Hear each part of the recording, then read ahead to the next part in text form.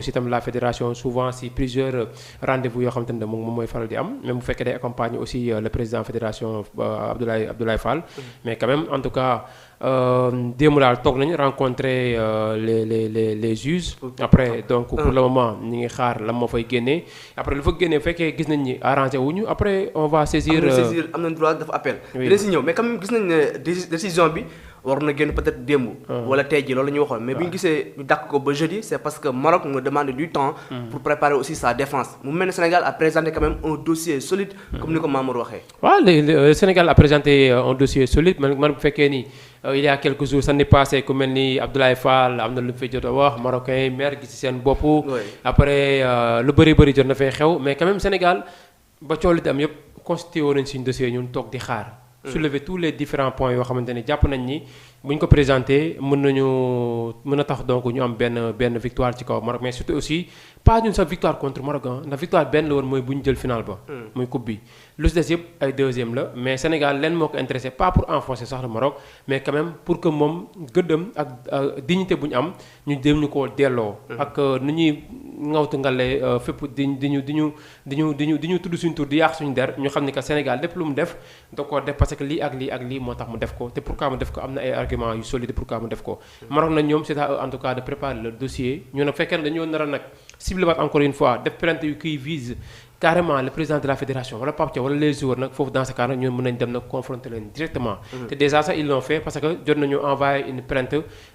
contre Abdoulaye Fall qui est le président de la fédération sénégalaise de football. bu ñu jàpp ni daf leen outrancé daf leen diffamé dafa diffamé la confédération africaine de football. ñun daal lu ñu soxla mooy pas pour enfoncer le Maroc mais également daal en tout cas pour ñu defar suñu der.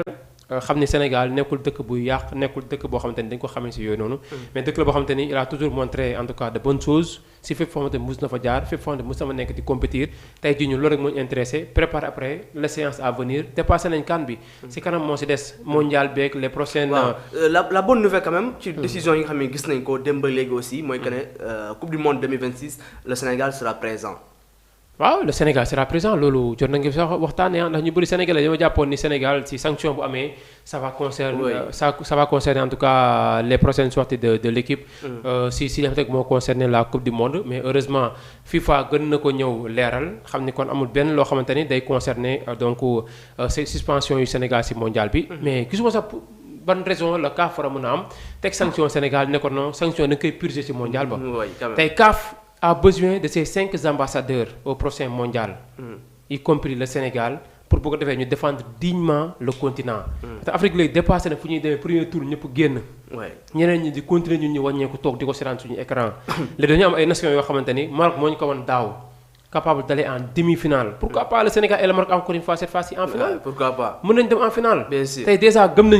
avons une différence particulière entre les sélections européennes, les sélections sud-américaines et les sélections africaines. Nous savons que le Sénégal, le déferlement de la presse française, des journalistes français, carrément ils ont peur de l'équipe nationale du Sénégal. Le Sénégal a les armes pour faire face à la France. Donc l'honneur des arts, c'est une bonne chose. C'est déjà une bataille remportée face aux Français. Parce que nous déjà nous avons paniqué du Sénégal. Sénégal, ba léegi waxul ci France. Dañuy xaar tournoi bi xaw a jege ñu doog a sax mën a wax ci ñoom. wax les forces et les faiblesses de l'équipe nationale française genre mais tey déjà la France au lendemain de la CAN, de la finale de la CAN, déjà à partir du 19 janvier commencé nañ di wax ci Sénégal. ñenn ñi di wax di saboter ñenn ñi di wax di yàq der ñeneen ñi tamit dugg carrément sax au fond du sujet te foofu sax lañ leen daan xaaree. maanaam carrément ñu dugg ci aspect yoo xam ne dañ naan kat Sénégal kat li mooy force am li mooy faiblesse am commencé def le débat quoi poser ko loolu c'est normal. journaliste français bu ñu ko posé dañuy xam ne c'est normal mais pas ñu dugg na terrain boo xamante ni maîtriser wuñ ko loo xamante ne moo amoon diggante la Maroc les joueurs marocains ak les joueurs sénégalais. Ça s'est passé en tout cas si stade Prince Moulay Abdallah bu Rabat. leneen li mooy France peut-être fee lañu waroon rester mais bon peut-être certainement pour ñu déstabiliser la wala pour ñu jéem ñoo génne carrément si suñu rôle mais en tout cas lépp daal lu ñu si bëgg moom duñ ko am. ñun déjà ñun sereinement la ñuy demee léegi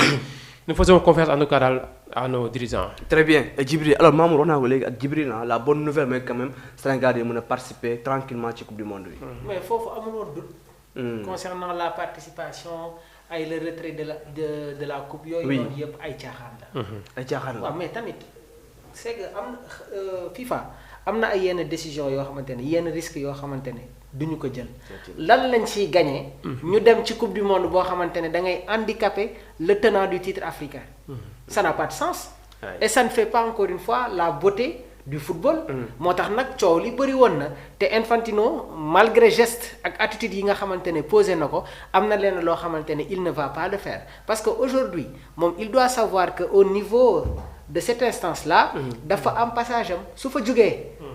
keneen day ñëw et keneen su ñëwee tey jii nii su constater qu'il y a des manquements vérifier les dossiers attention il peut y avoir encore une fois tey jii des procédures yi nga xamante ne mun nañ ko ibbi à son encontre donc il faut faire beaucoup attention mais comme ni ma la ko waxee sànq les nouvelles sont rassurantes parce que nag pëccaxoo bi bëri woon na wax bi bëri na ba ñu gis tamit ay médias français yi nga xamante ne nee nañu ñoom ñoo jël seen ay responsabilités dugg ci bile médias yi gis nga Abdourahmane on ne va pas se voiler la face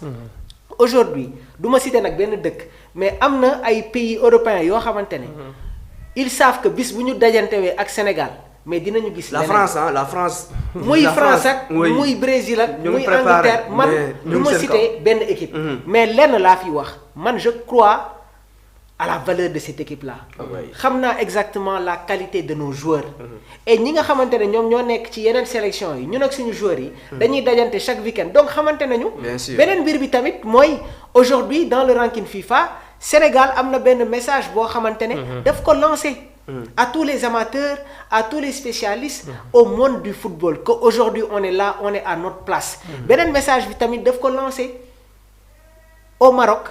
avant CAN bi wax bi bëri woon na Maroc moo leen mën moo leen ëpp les joueurs mais gis nañ ne que vraiment ci boobu les rencontres le Sénégal a développé a mis en valeur tey jii toute notre stratégie notre talent nous permettant encore une fois d'écarter cette équipe marocaine qui a été pourtant organisateur ci propre CANam loolu tamit il faut saluer beneen mbir bi tey jii fekk nañu Angleterre ci biir dëkkam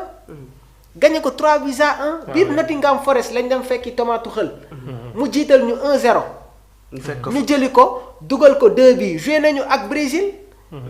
Sénégal football na ak RDC dans un contexte compliqué mais gis nga tubaab yi ñoom suñuy analyser maa la koy wax fii tey ils prendront le match qu'on a joué contre le Brésil match contre l'Angleterre ak match bi nga xamante ne moom la ñu football contre la RDC parce que dama déglu sànq la réaction de Guy Stéphane ma jàng ko jàngaat ko am na loo xamante ne wax na ko waaye am na leneen loo xamante ne nëbb na ko parce que li mu wax mooy xam nañu exactement la qualité de cette équipe sénégalaise xam nañ ne que c'est des joueurs très disciplinés ñu ngi leen di topp nag sur leurs caractéristiques waaye dafa am benn point d'interrogation boo xamante ne mais il a dit qu'il a étudié quand même l'équipe nationale du Sénégal sur tous les plans Abdourahmane il ne faut pas rentrer dans ce piège-là de la communication parce que il y a des choses élémentaires démb Yaya fii la toog ma ne ko am na ay spécialistes yi nga xamante ne soo leen invité woon fii ci plateau bi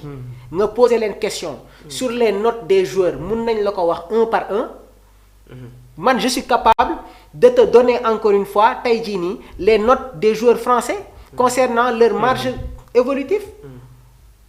je suis capable donc c'est des choses yi nga xamante ne c'est élémentaire c'est-à-dire ce qu'il faut savoir mooy aujourd'hui la France est rentrée dans un jeu de dupe dans un jeu de leurre dañu bëgg a orienter ci domaine boobu noonu alors que pour le moment nii ñun ak ñoom combat bi commencé gul il reste énormément de temps beneen mbir bi tamit maa ngi commencé di gis yenn plateforme xaw ma fu ñu jógee ñu commencé di joxe les compos français ak les compos officiels compo bi nga xamante ne moom la Pape Bouna Thiaw war a indi face à cette équipe de la France il faut faire attention foofu tamit dafa am message boo xamante ne dama koy lancer waat suñu confrères yi combat boobu noonu yegsee guñ si il faut faire étape par étape pour le moment on doit se concentrer sur sanctions yi nga xamante ne ñi ngi koy évoquer envers le Sénégal gis nga nag loolu